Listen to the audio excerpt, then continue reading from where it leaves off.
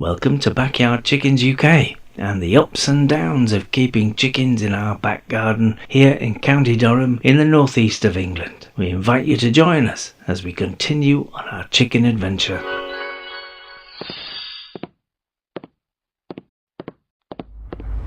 Hello and welcome to Backyard Chickens UK.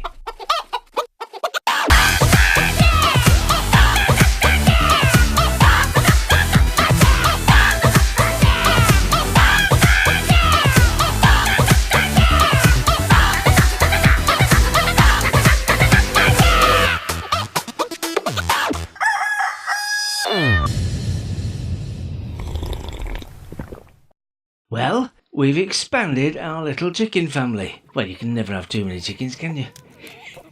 Though it didn't turn out the way we intended.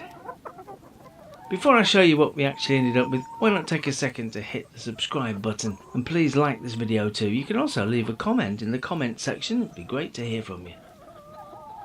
We had a ride out to our poultry supplier, Durham Hens, on Friday the 24th of May. That's about 4 days ago now.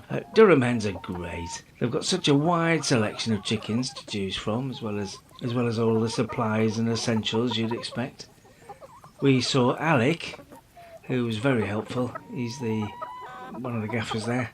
Very helpful. He knows a thing or two, I can tell you. We went for 2 buff Orpington ladies, so we could pair them up with our rooster, the extremely handsome Gregory, or Mr. Peck to you. It's our plan, you see, eventually, to grow a small flockette. Yes, a flockette of buff Orpingtons to replace our existing girls, as their numbers, sadly and inevitably, will decline. But it makes sense, you see, as we have such a gorgeous fella to start off with, and buff Orpington ladies. They're really great, and they go individually for 40 quid a pop. Orpingtons are heavy birds, you see, and they're a great all-rounder because they're friendly and docile. They're good layers, and I hate to say it, finger-licking good too. Although that's a step we haven't taken yet. Anyway, the buff Orpingtons were 2 or 3 weeks away from being ready, so my beloved wife, Sarrie, couldn't or wouldn't leave empty-handed. Therefore, we ended up taking 2 other chickens we had no intention of buying. As you do. The first one is called a crested cream leg bar. And what a quirky little addition to our flock she is. She's very camera shy, so it's not been an easy task to get anything like some decent pictures or video of her. It's like she's got some kind of built-in radar or something, because every time I point the camera at her, she ducks behind someone or something, and all I get is her backside or the top of her head. But I think you'll agree, she's a pretty little thing, isn't she? And that little crest is lovely. It's going to be great when she's older. Let me tell you about the history of these chickens. Well, the British Poultry Club formally recognised the cream leg bar back in 1958. That was the year before I was born. The black and white days, as my daughter would say. It nearly died out in the 70s as a breed, but it has come back now to renewed interest in, wait for it, blue egg layers. Yes. Yes, we're going to have some blue-shelled eggs. Brilliant! I mean, how wonderful is that? And once she gets into her stride, she's quite a prolific layer too. The cream leg bar is a cross between, here we go, barred Plymouth Rocks and brown Leghorns, with some Orpington and gold Campine genes in there. The Orpington genes give the cream leg bar its funny little hat, its Easter bonnet, and the sky blue eggs, or pale green depending how they come out. The Leghorn contributes its excellent laying production. That's like between 160 to over 200 a year, which is brilliant. And the barred Plymouth Rock genes contribute the ability to tell roosters from hens when the chicks hatch. As and when that becomes relevant to us.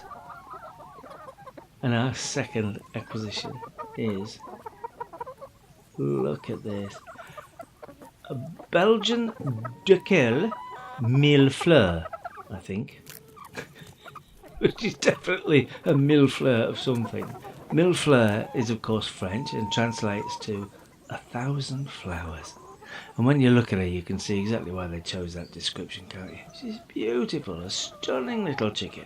Gorgeous plumage, she's like the original speckled hen. But the contrast of black and gold and brown and white in her feathers makes her look more like a pheasant or a partridge if you ask me.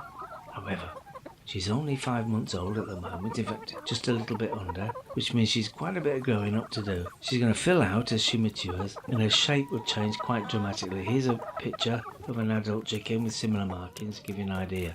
Oh, we can't wait to see her all grown up and in her full glory.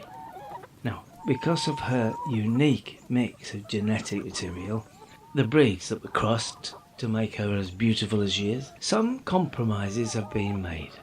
Her egg output, for example, is one of those, because it won't be very high. In fact, somewhere around 100 or so a year mark, right, which is roughly about half the production of the other girls. But by all accounts, she should be prone to go broody. And that's a great bonus as far as we're concerned. You see, broody chickens, by nature, they tend to be calmer and kinder and sweeter than other chickens. Or so they say. Here's a quote. Belgian Jackal love nothing more than curling up on the top of a pile of precious and delicate eggs. Well, if they're right, we have a potential incubator and brooder box all wrapped up in this one lovely little girl. And that's very exciting for us. Click subscribe if you haven't already, and we'll keep you updated as we go on. See you all next time. God bless.